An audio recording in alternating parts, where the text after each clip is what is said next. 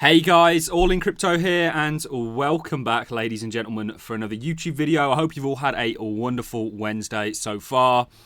Today, I'm releasing the video, or certainly making the video a little bit earlier than I normally do due to the fact that I'm traveling later on. I've got a lot of interesting things to share with you in this video. It's been a good morning so far for Cardano. I woke up this morning, I think we were up about 8% when I woke up, 8%. Since then, we've kind of pulled back a little bit. Everything is looking a-okay, ladies and gentlemen. And in this video, I'm going to be telling you why I believe things are about to get crazy for ADA, for the price, for the project. Across the board, you know, Cardano is seeing real adoption. And when we look at what's going to drive the price for cryptocurrencies, in the short term, hype, bravado, and a large number of things, but in the long term, the winners will be picked based on usage and utility and what actually gets adopted and implemented. And Cardano is setting up in a very, very powerful way in regards to that race. And we're going to be jumping into it. I've got a number of interesting things to reveal to you in this video. We are going to take a look at the price. I'm going to pull this chart up straight off the bat, guys. Many people frustrated with Cardano. I've recently found this guy's Twitter. He's called Cardano Dan, and here he's essentially compared where projects are today and where they've come from. And you can see in the green we have Cardano, underneath it we have Solana, then Binance Coin, ETHEREUM, DOT, Link, etc, etc, XRP, Uni, Litecoin. Cardano has done exceptionally well, and it's going to continue to do so, ladies and gentlemen. What we have just gone through is a pull back. There's fundamental reasons for this, such as the hard fork and what we see after every single hard fork taking place. But Cardano is looking exceptionally strong. Not only is it done very well and being strong, it's going to continue to do that. And we have proof and credence of that today, ladies and gentlemen. The most active chains, Cardano is number 2. This is another tweet, and I'm actually going to go over to the website that this was tweeted from. And this kind of lays out blockchains, their usage, their utility, the transaction fees, etc, etc, the volume. And you can see Cardano here is number 2 in regards to the most active chains. Higher than Ethereum, higher than everything, second only to Bitcoin, which is to be expected. Now, the reason that I think things are going to get crazy, ladies and gentlemen, we're going to jump into the charts in just a second. People are looking at this kind of rejection and they're worried about it, but you have no reason to be, and we're going to talk about that. The reason I think things are going to get crazy, guys, is because if Cardano is already the second most used blockchain, and you can see here, this is transaction volume in the last 24 hours. You've got Bitcoin at 48 billion, Cardano at 18 billion, Ethereum at 14, and then we go down the list. You can also see adjusted transaction volume, the active addresses. Of course, Cardano is slightly behind, but it's still up there. I think it's doing very well, guys. Behind coins like Bitcoin, Bitcoin SV that have been here for a lot longer. A lot of those wallets, the wallets aren't always the best metric. We know we have over 2 million Cardano wallets now. That was announced yesterday. Every single metric, whether that be on-chain, whether that be off-chain, whether that be what the project's doing, whether that be the partnerships, for Cardano is exceptionally bullish, and the price has just not reflected that, ladies and gentlemen. Price is often a poor representation of value. We've said that, and people say, well, hang on, how can that make any sense? We've also explained to you how price is determined. It's determined by the liquid supply getting exchanged back and forth on exchanges in regards to buy and sell pressure, and this is what moves the price. So it's often a poor representation of actual value, unrealized value. Plenty of value can be weighed up in plenty of metrics. And this is why I'm so bullish on Cardano, and this is why I think things are going to get crazy. Because if we are already the second most active chain in the crypto space, what do you think happens when the Plutus backend gets implemented? Many people asking me about the Plutus backend, and then we see this DApp ecosystem develop. I'm going to show you, I'm going to compare this to Ethereum, and what happened with Ethereum DeFi summer. We saw the DeFi, we're going to take a look at the DeFi pulse index. We're also going to correlate this with Ethereum's price. Things are going to get crazy, guys. I'm going to play you a clip because many people asking me about the Plutus backend, what this actually means. Essentially, this is where you see applications, dApps, become viable, essentially, and actually get the green light and start deploying.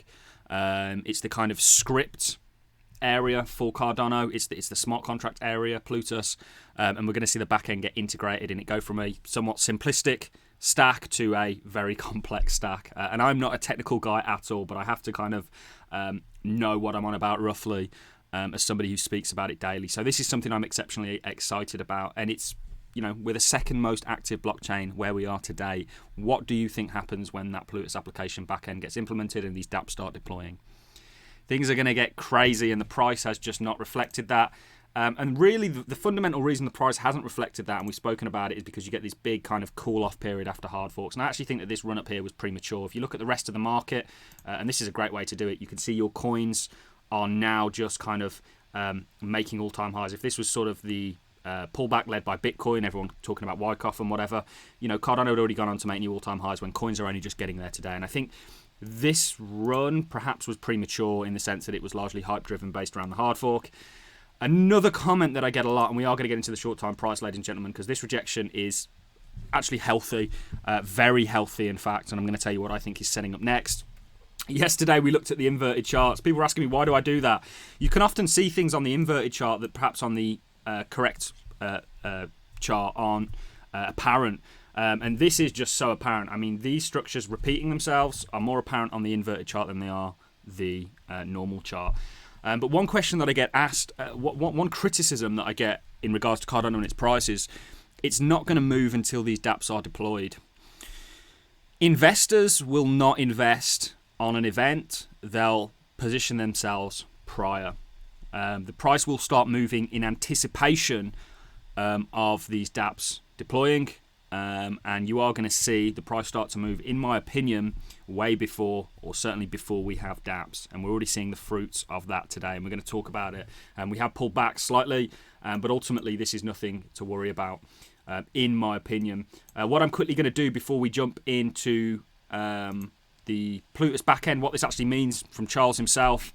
We're also going to take a little look at the DeFi pulse. And we're going to go a year, and we're going to just look at Ethereum. And we are going to essentially take a look at what the rise of DeFi, the implementation of DeFi on Ethereum did to Ethereum's price, and why that's going to get mimicked on Cardano, because ultimately what drives the price of these blockchains is usage, demand, and we see demand go up when we see DeFi become active.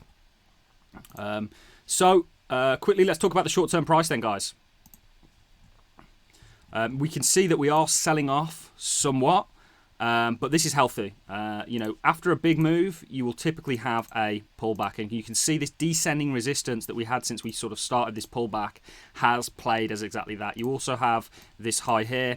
Previous highs will often act as a resistance level in the recovery, and these are, you know, you could be setting up potentially a bit of a cup and handle here before we see that continuation. And this is what you want to see. You, believe it or not, do not just, I know we do in many respects, want to see the price just go up parabolically. Certainly at this stage, perhaps towards the end of the cycle, whatever. But now what you really want to see is structure. And what's playing out here plays out on a bigger scale. Can you see this? You impulse, you retrace. This is how markets move, guys. Remember, price is driven, and a price is set via exchanges, which is also, perhaps we are going to do a Cardano versus Solana video. Remember that Solana is heavily backed by FTX in the same way that Binance is. Their succession has largely been, of course, there is a lot going on the chain with these blockchains, but their succession has largely been, in my opinion, attributed to the exchanges that they are associated with. But we're going to talk about that in another video. Not to take anything away from them, they're both, you know, they are doing blockchain things. Anyway, we'll move on from that. So the price looks healthy. To me, you know, we've had an impulsion. We come down. We need to take this high here, otherwise you're technically still in a downtrend. But it's coming, ladies and gentlemen. All this on-chain stuff that we've spoken about, what's coming for the project, the build-up, the fundamental reasons why perhaps we've not. And yesterday, and I really don't know why people don't do this, just take a look at the inverted chart, guys. Structure, playing out again and again and again. And this isn't new structure, by the way, guys. It plays out on the short term. Can you see this over here? Can you see this structure? This was a kind of volatile version of it due to the March 2020 crash. This would have been the sort of natural progression of it. And you can see that you're just doing that again today, ladies and gentlemen. Lots of people ask me why I inverted the charts. People don't do that. You know, you always want to, we all look at the same information as analyzers. And essentially what you want to do is you want to look at it from a different angle. You want to take a look at that information and look at it from perhaps a viewpoint that somebody else isn't. This, of course, is the weekly. You're looking so healthy, guys. And can you see how this EMA acts as support? Certainly within this bull market, and it will act as resistance within a bear market. You're doing the same thing today, and look at where you are, guys. It's coming, ladies and gentlemen. On the charts, it's coming. On the fundamental side, it's coming. On the application side, it's coming. Things are looking fantastic, guys. Now, let's talk about the Plutus backend, what this actually is. We're going to hear from Charles, and then we're going to take a look at Ethereum, what the price did of what Ethereum's price did in relation to DeFi, and when we saw DeFi really become active, and why this is going to get mimicked on Cardano, perhaps in a bigger way, because Ethereum DeFi right now absolutely sucks. That's why you have these layer 2 solutions such as Polygon, etc., etc. You know, DeFi on Ethereum is just unusable unless you have some sort of weird fetish into getting ripped off. Anyway. But let's get this party on the road. All right, first a brief update.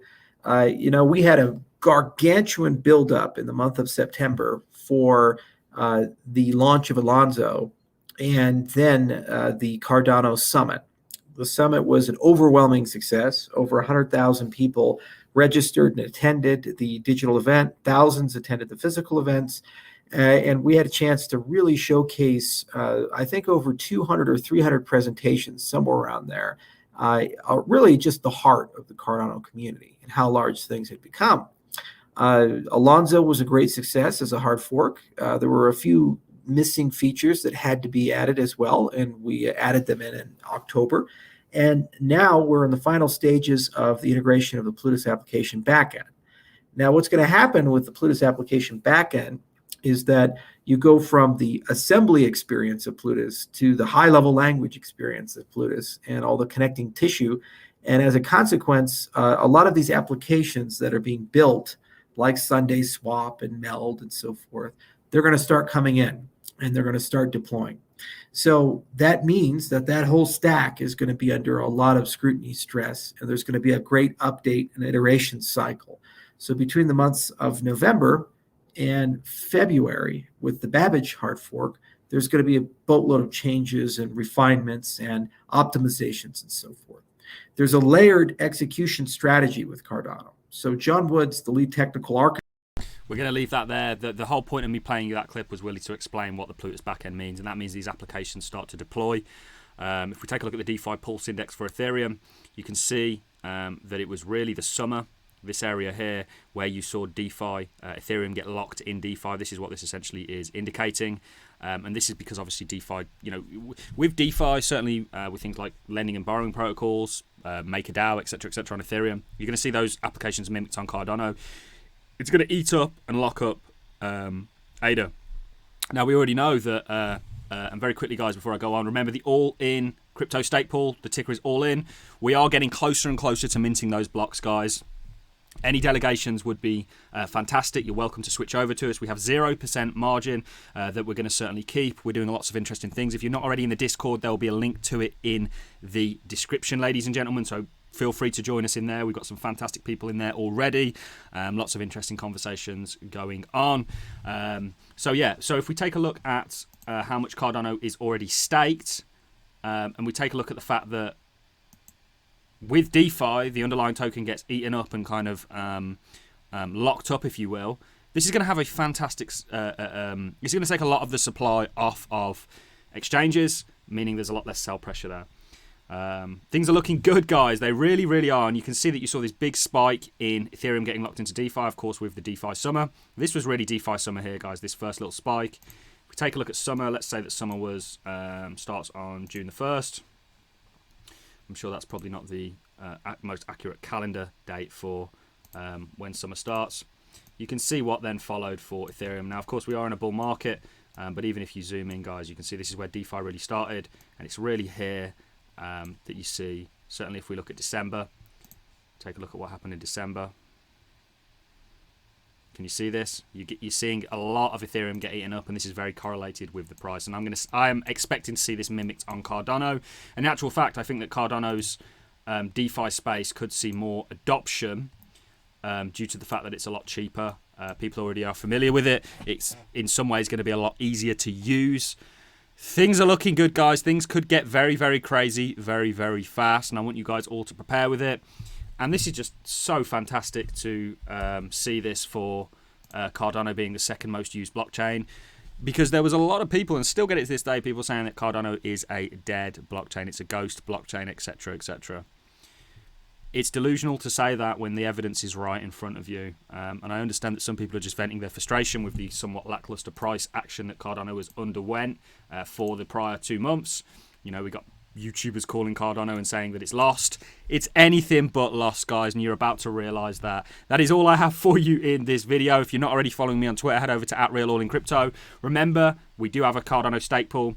Come delegate to us, guys. We're going to hopefully mint happily ever after. And, you know, join the Discord. The link will be in the description. I'm going to love and leave you. If you enjoyed the video, like it, always appreciate it. So as a comment, and I'll catch you in the next one, guys.